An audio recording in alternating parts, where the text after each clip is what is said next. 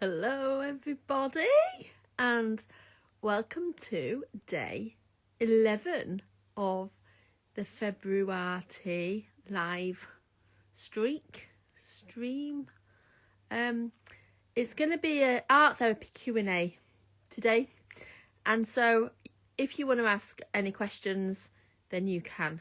So and if you're watching this on the recording and you're seeing this and you're thinking, yeah, I want to ask a question, then type it in the comments and I'll answer your questions either with a separate video or with a message to you or a comment. And so sometimes people ask me direct questions about art therapy or about what I do as in my sort of specific specialist art therapy work, as well as how I work with people when I'm combining art therapy with me as an artist mentoring or be using coaching tools and techniques. And sometimes people do ask those questions, and there's, questions come up and conversations come up all the time. And having those answers to questions there's lots of general questions that can be asked and questions that are very specific for people. And I see people doing videos all the time where people go, lots of people ask me this question about like what colour is the rainbow or some things like that.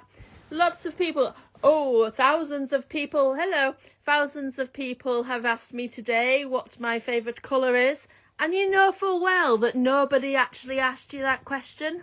And they might have done, but they might not have done. So I asked ChatGPT to come up with a list of questions that people might ask me about art therapy. And if you've got questions that you'd like to ask as well, I'll fast track your question, prioritise your question over my list of 10 questions that I've got here on my laptop. And it feels like some of these are kind of quite similar. So we might be able to cover quite a lot of ground here.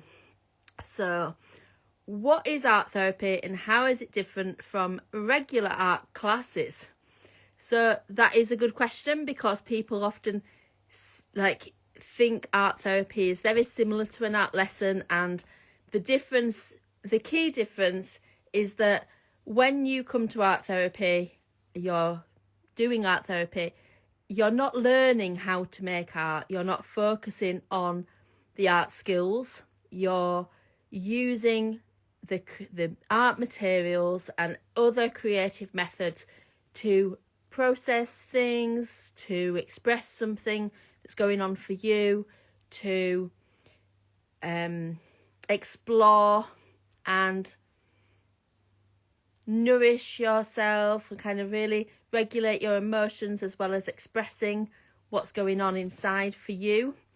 And what it looks like in the end might have some value for you, or you might have a meaning for you. However, compared to an art class like in school or at college, the outcome isn't what's the important thing. It's about the process, not the product.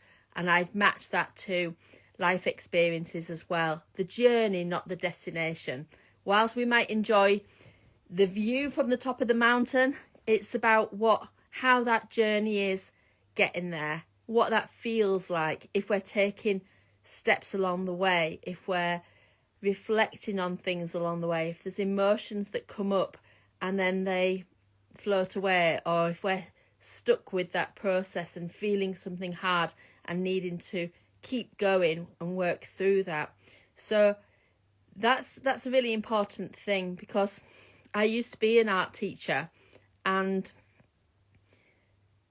for a long time, particularly at the start of becoming an art therapist, I was very, very mindful of that distinction between art teaching and art therapy, and striving not to mix it up and blur those boundaries.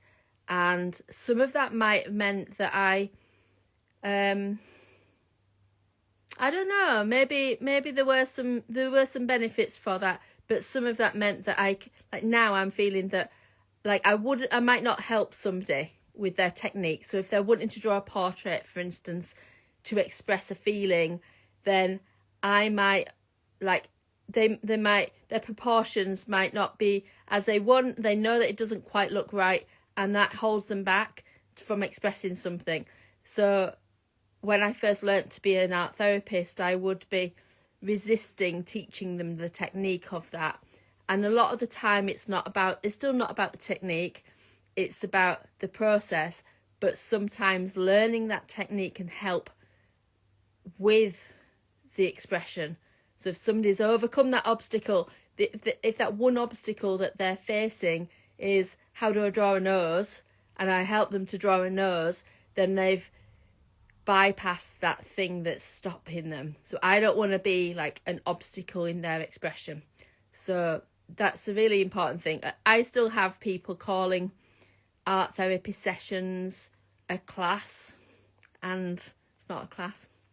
Anyway, so do I need to be good at art to try art therapy? So essentially no. And like, you don't have to have skills in art making to use art therapy as your chosen method of support. You might decide to come and do art therapy because you like art, and that's okay as well. But you don't need to have those skills. And sometimes we measure the skills, especially say in the UK, we measure that idea of what good art is based on traditional Western values of art compared to maybe alternative approaches, thinking about patterns and thinking about like the way that we're using and touching and handling materials. Is again, these ChatGTP, you are coming up with very similar questions, but it's just subtle. So can art therapy really help with emotions or stress? So no, it's rubbish. Yes, of course it can. This is the thing. So the way that I answer that question is that, and it feels a little bit artificial, of course, like I'm having AI do this.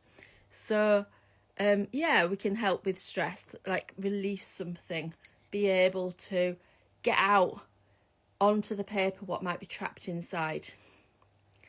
So do people draw what they feel majority of the time? So I think sometimes people might intentionally draw what they feel. They might come along and have an idea of how they're feeling and want to express that on paper.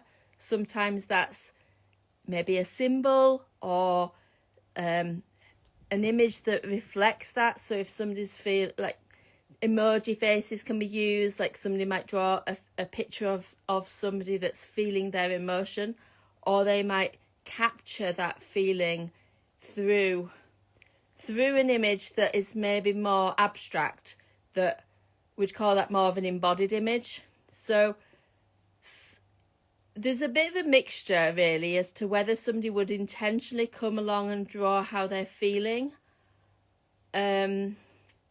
or whether they don't. Sometimes people don't know how they're feeling, so they actually start drawing and then they recognise or feel something in their body. They might feel something tense in their stomach or in their chest, and then they start to maybe put words to those feelings and make sense of it. But and I think that's what seems to happen more than somebody coming along and saying, I feel this and then I'm going to draw this, because what that seems like is it's more in their head rather than at the core of the feeling.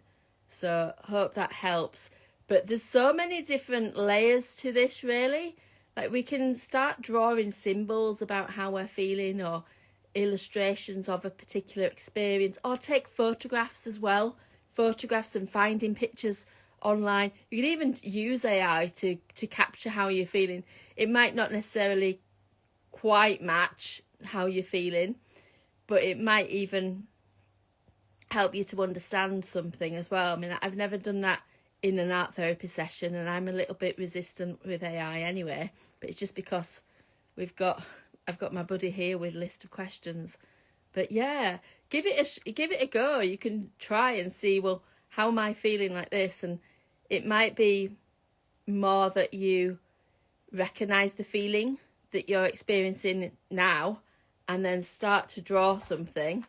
So like I've got paper in front of me. If I was just to start drawing something, it's kind of, okay, I might draw like this and then do something that, oh, well, actually, no, that doesn't quite match my energy. So you do get people that don't know how they're feeling and then they work it out. So what else have we got? Can I do art therapy at home on my own? So the idea of art therapy, when we're thinking about art therapy as kind of a mental health support, that's done either in a group with a therapist or one-to-one with a therapist. Sometimes we can do it a parent and child, like dyadic, sometimes couples as well. So art therapy, when it's as art therapy itself, that would be with an art therapist, and that can be online or it can be in person.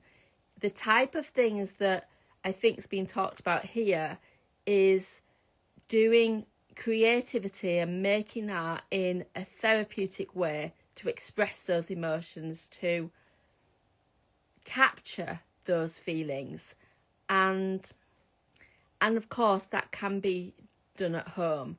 And part of what I would say with that is that you can guide and you can find yourself a space that feels safe to do that. I have different starting points and different courses to help you to access some ideas of the exercises, art activities that you can do if you're not sure where to start. And rather than feeling that you're completely alone with this, I would maybe encourage you to journal about some of those things, and then you can reflect on what you're making. So some of the art activities that exist generally and creative activities are very therapeutic. They can really calm and regulate your mind, your body, your nervous system, or they can energize you. And that's not art therapy as such. It's more just using creativity to feel good and to feel calmer or to process something, in the same way that you might talk to a friend and you know that it can feel like therapy, but it's not therapy. You know it's different to go into a counsellor or go into a psychologist, that it would have a different angle to it. So the one thing that I'd advise though is being able to recognise maybe if something feels too much, and recognise what sort of things are helpful and what sort of materials you like to use and what your intention is when you're creating art. So there's loads of different ways that you can make art. You might start off doing something that is about feeling calmer, and then go on to exploring an idea about expressing a feeling. And you don't need to show people your pictures that you make in private.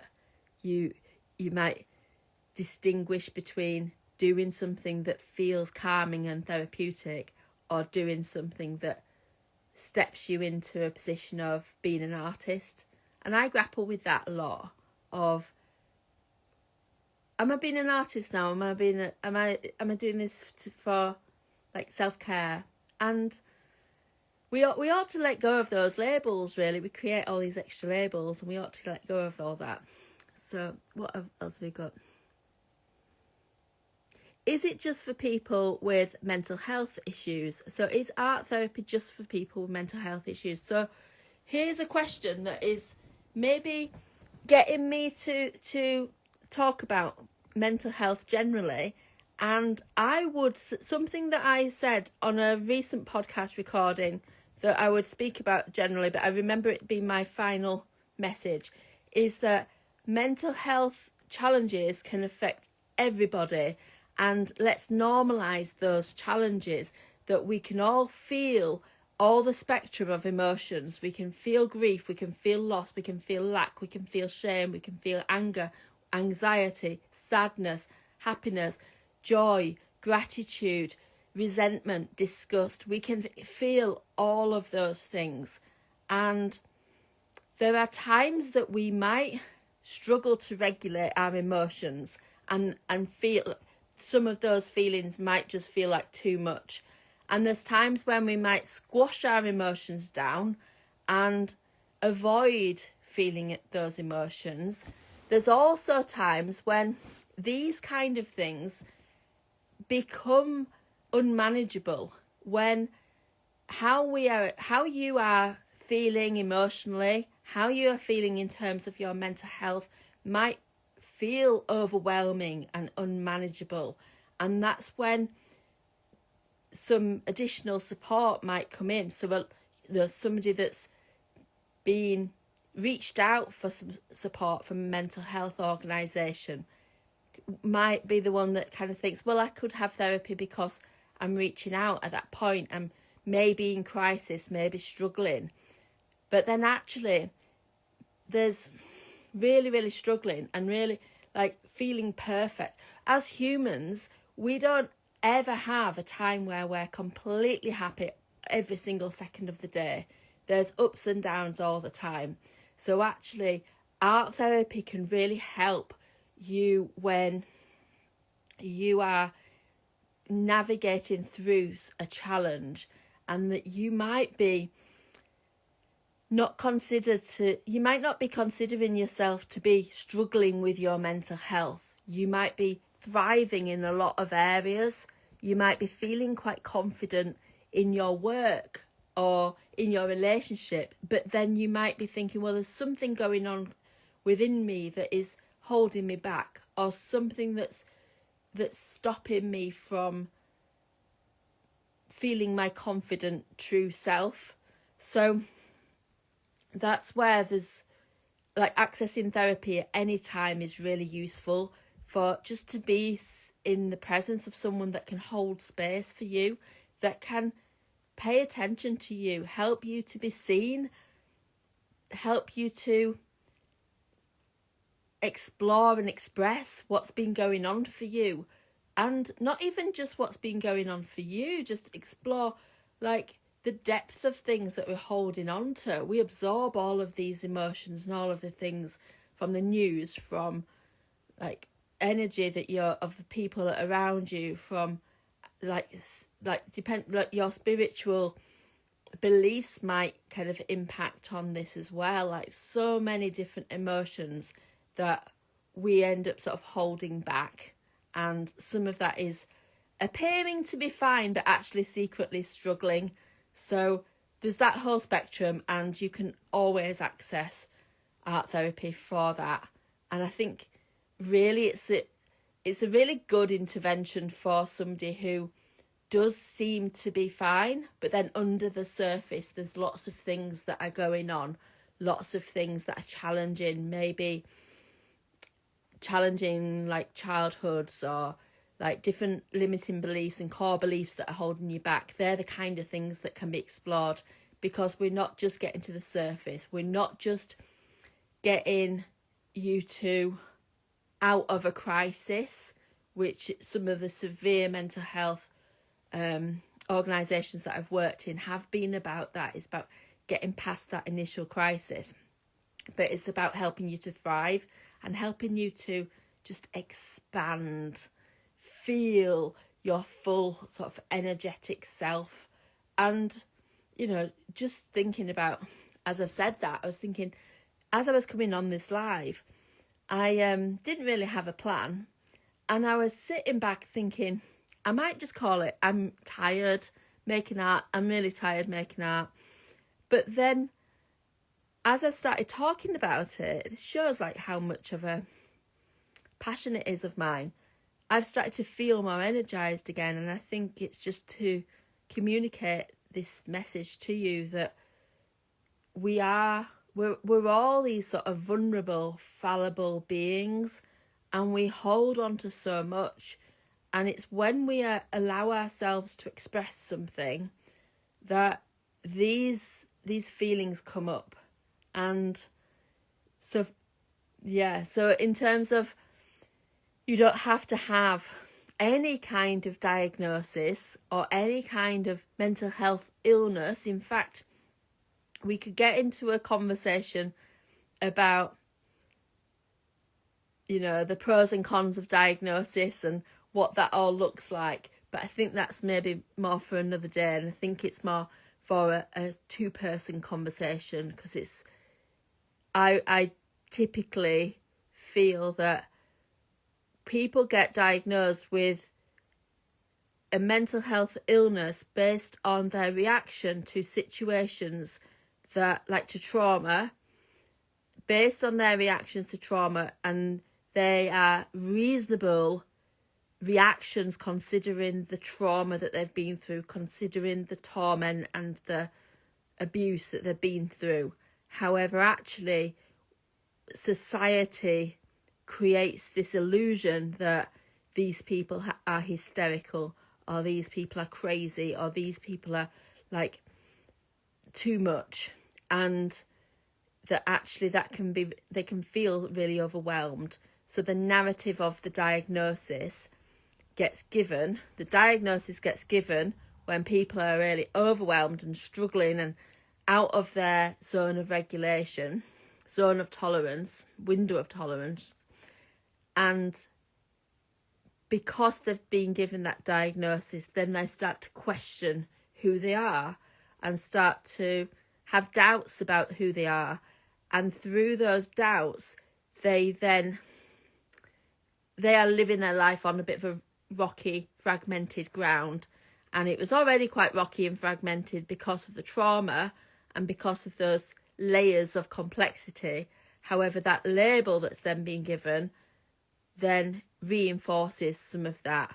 And people, just by no fault of their own, create this barrier to really living their lives as well as they can, because feeling their feelings is quite scary. They might not feel that they can trust people, or might not feel safe to really express things. So that's where somebody that's really struggling with their mental health, somebody that's maybe experiencing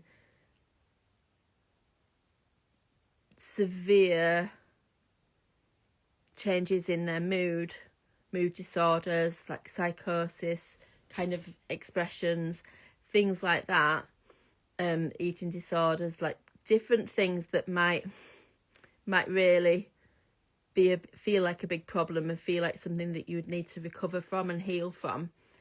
That's where art therapy does really come in and be really helpful, because those things are hard to express in words, and I find it hard to articulate just that experience as well, because everybody's different and we're treating people, not conditions.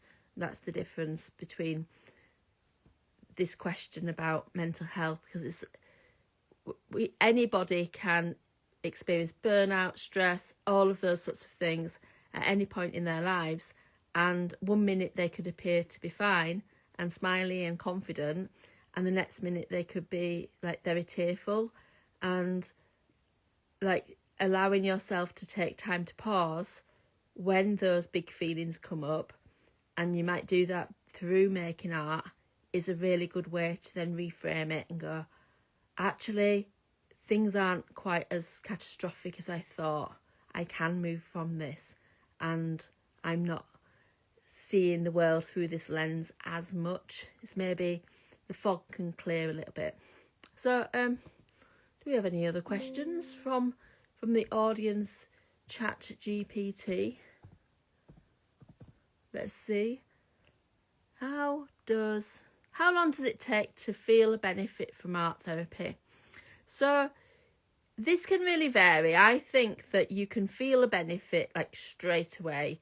Like I always say to people that just doing a small drawing, just a scribble, just a doodle, something like that, a small image can allow that shift to happen. And so we're seeing that benefit. The difference would be is that depending on like where you want to be going and what you're kind of exploring. So for many people, building up that trust in the therapist to start with is one of the hardest things that they're having to overcome. Build that trust and be able to go, okay, I do trust you. I feel that you know, and it's everyone's different. There might be people that are drawn to work with me, and there might be people that just don't want to work with me at all because it just doesn't fit. And there might be people that want something very formal, structured, and there might be people that want something more informal, non-directive. And that's part of that building that trust and part of getting that sustained things. So for some people, it's very much about like deep-rooted attachment issues. I don't like the word issues. Challenges where really struggling to trust people and trust themselves. Maybe for some people it's that they might need a short amount of art therapy or something that's more creative, confidence coaching, and they've got the tools to go off and do things for themselves to recognise what's going on for them. And yeah, for other people they need a longer, more sustained block of time working with a therapist to really explore what's going on for them internally and express that. So my programs, for instance, I have in my online space, I have 2 different programs, 1-to-1, and then a bespoke offering.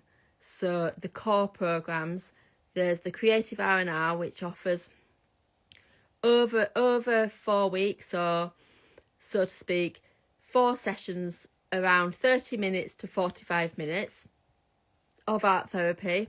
Come along, create something, express something, and work out what it is that's going on for you. Whether you need some strategies about regulating your nervous system, whether you need a space to vent, whatever it is.